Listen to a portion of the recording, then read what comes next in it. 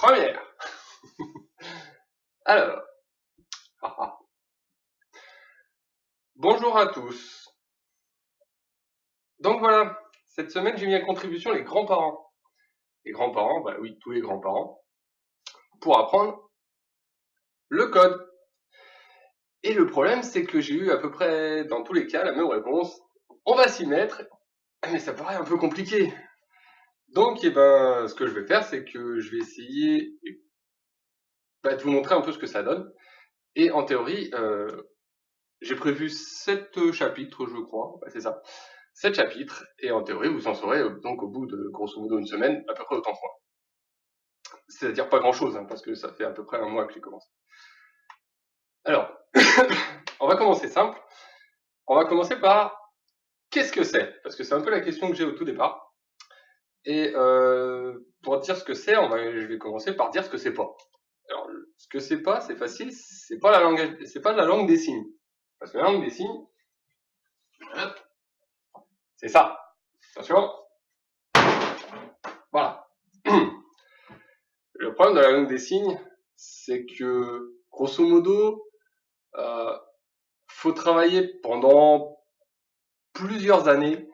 Il faut apprendre énormément de choses, c'est très très dur. Et le problème, c'est qu'on arrive rarement à quelque chose de potable. De potable si on l'utilise pas tous les jours. Et ben c'est pas ça. Le langage, le code, c'est plutôt... Allez, petite image.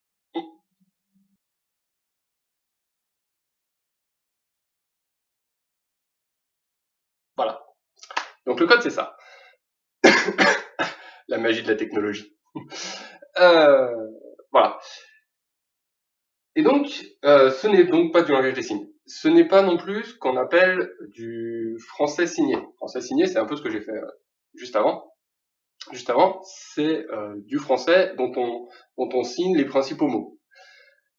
C'est pas du tout ça. À savoir que le français signé, si vous mettez quelqu'un qui parle le langage des signes en face, il va rien comprendre. C'est comme si quelqu'un parlait français mais avec les mots dans le désordre. C'est pas du tout la même syntaxe, c'est pas du tout la même grammaire. Et donc, c'est en gros 2 choses différentes. Je me vois mal aller à la boulangerie et puis demander bonjour, pain, sac, merci. Voilà. C'est ce que comprend quelqu'un qui signe quand il a affaire à quelqu'un qui fait du français signé. C'est le bazar. Ah tiens, je mettrai un bip. Alors, qu'est-ce que j'ai prévu ensuite? Voilà, donc, le code c'est quoi? Eh ben le code, on va faire plutôt un jeu. On va dire, le code c'est vous qui allez déterminer ce que c'est une fois que vous aurez fini. Ça c'est juste parce que c'est un peu compliqué à expliquer. Et donc ce qu'on va faire, c'est que je vais vous dire surtout comment ça se fait. Alors la première chose à savoir, c'est que le code, ça se code donc avec une main, la droite, la gauche, ce que vous voulez. D'ailleurs on va revenir là-dessus. Et ça se code en parlant. Parce que oui, celui qui décode, donc, bon, elle n'est pas là aujourd'hui, mais voilà. Celui ou celle qui va décoder, elle va pas regarder vos mains, elle va regarder votre bouche. Parce que ce qui compte pour elle, c'est la lecture labiale. La main, elle est juste dans le champ visuel. Donc, grosso modo, faut pas qu'elle s'éloigne trop de cette zone-là. Parce que ce qui est intéressant, c'est la bouche. Et donc voilà. C'est un des écueils qu'on fait quand on s'entraîne, que j'ai beaucoup fait et qu'il faut que j'apprenne à ne plus faire, c'est je me suis entraîné à coder sans parler.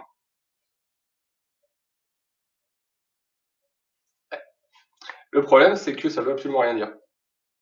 Et que du coup, on se concentre sur son code, on parle pas en même temps et ça marche pas. La deuxième erreur, c'est de coder en parlant mais sans qu'il y ait de son qui sorte. Parce que quand le son ne sort pas de sa bouche, la bouche prend une forme différente et du coup, pareil, ça veut plus rien dire. Donc faut pas hésiter, hein, et il faut faire, comme ma grand-mère disait, quand tu parles, articule. Combien de fois j'ai entendu ça? J'ai dû entendre ça des centaines de fois. Le problème, c'est que elle avait raison, oui, c'est la grand-mère, et elle avait tort en même temps. C'est-à-dire que plus on articule, moins c'est naturel et moins on comprend.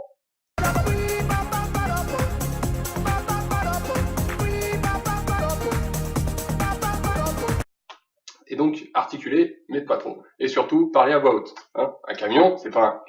C'est un camion, voilà. Etc. Donc, le code, c'est quoi? Alors, le code, pour savoir comment ça fonctionne, il faut comprendre comment fonctionne le langage français parlé.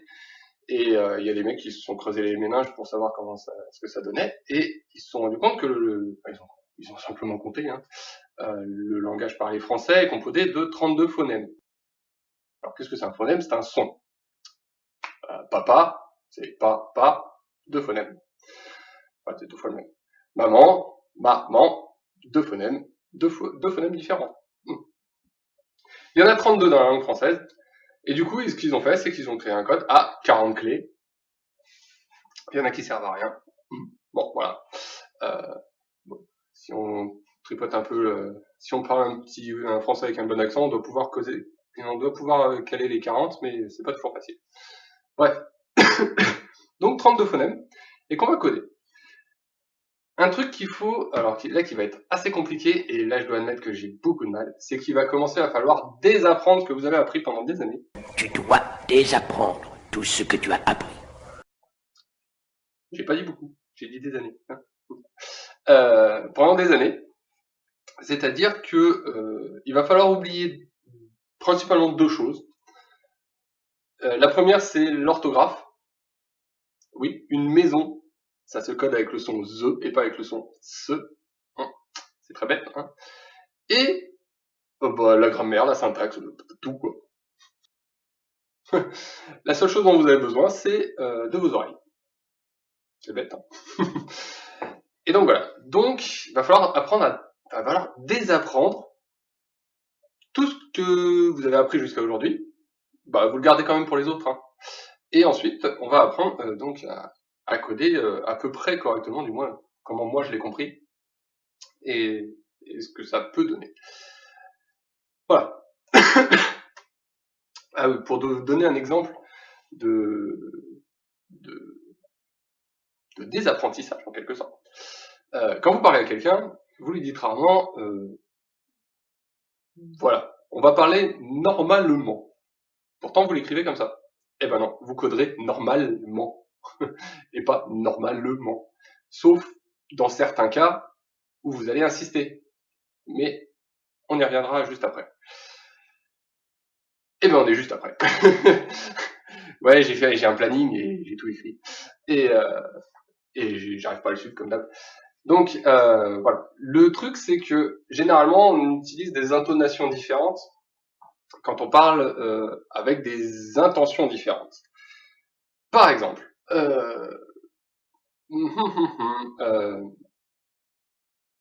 il est tard, on est le soir, et ben c'est l'heure d'aller au lit.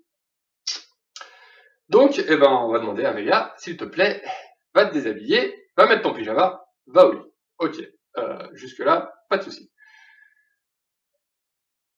Donc, vous êtes, bon, maintenant c'est l'heure. Voilà. Maintenant. Oula, pardon, maintenant. Maintenant c'est l'heure. Voilà. Oh, mince. Il est 8h45, censé dormir depuis un quart d'heure. Hein. Maintenant, c'est l'heure. C'est l'heure pour si vous voulez. Voilà. Donc, l'intonation va déterminer ce qui sort de votre bouche. Ce qui sort de votre bouche détermine ce que vous codez. Si vous voulez coder des gros mots, vous pouvez. Il y en a qui adorent ça. Si vous voulez coder des sons qui n'existent pas, je sais pas moi, au hasard, les gens du Sud, ils adorent le pneu. On dit pas un pneu, on dit un pneu. Ben oui. C'est les gens du Sud. Voilà. Et voilà, surtout, donc, ceux qui ont des accents, parmi les grands-parents, ça va, comme ça. Mais je pense aux Parisiens, là, ceux qui sont tout en haut, là. Les Parisiens. Moi aussi. On va y revenir, vous allez voir, on a un gros problème. Et donc, on va y revenir sur certains trucs. Effectivement, les Parisiens, ils ont un accent. Et j'ai découvert ça en faisant ça. Donc, qu'est-ce que c'est le code? Eh ben, le code, on a dit 32 phonèmes, 40 clés. Eh ben oui, 40, 5 x 8. On a 5 positions. Alors au niveau du visage, vous avez tous eu la petite feuille, je sais pas où je l'ai mise. Bon, blabla.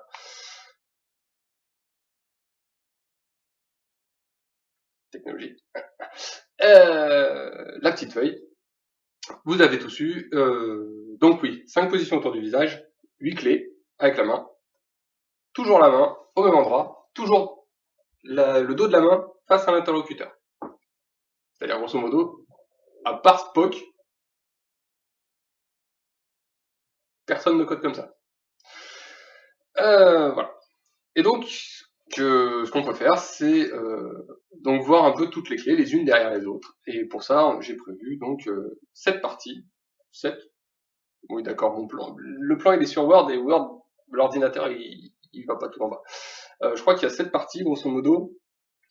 J'ai mis, je crois, une ou deux clés par partie. Et grosso modo, si on fait un jour par partie, en une semaine, c'est réglé.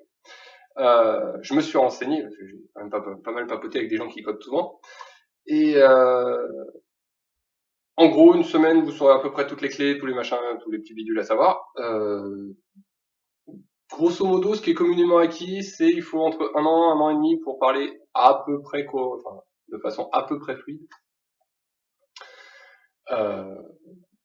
Moi, je dois admettre qu'avec mon petit mois d'expérience, ça raccroche encore un peu au portillon. Et grosso modo, il faut 3 ans pour avoir un aller-retour codeur-décodeur complètement fluide. C'est voilà, faut prendre son temps. Non, c'est... Faut surtout pas attendre de résultats. Alors ça, c'est ma grande passion. Faut surtout pas attendre de résultats parce que les résultats, c'est pas tout de suite, c'est dans 5-6 ans. Donc voilà, c'est pourquoi c'est important que les grands-parents ils apprennent parce que les grands-parents ils vont avoir la crevette en vacances et non, vous saurez pas ce que c'est. Également éventuellement en vacances, mais normalement il n'y aura pas besoin de coder pour le deuxième bébé. Mais néanmoins, il faut se préparer et surtout ne pas coder pour Amélia pendant 2 semaines, c'est gênant. Généralement, les codeurs professionnels qu'on va faire aux enfants disent que 2 semaines, ils ont le temps de perdre pas mal. 2 mois, bon, techniquement, on n'est pas censé les filer 2 mois. Mais 2 mois, ça va raccrocher au portillon parce que là, tout part, voilà. Petit mot, s'il y en a qui parlent anglais. Ouais, les gens là qui sont même plus en Europe.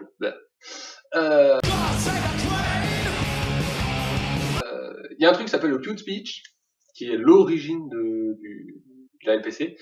Ça peut être rigolo. Pourquoi pas.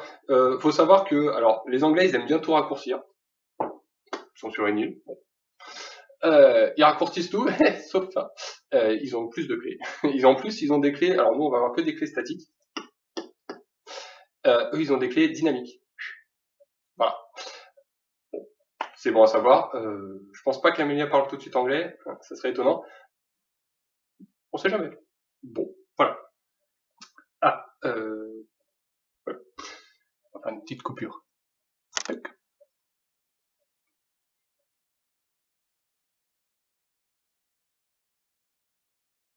Ça n'a pas marché.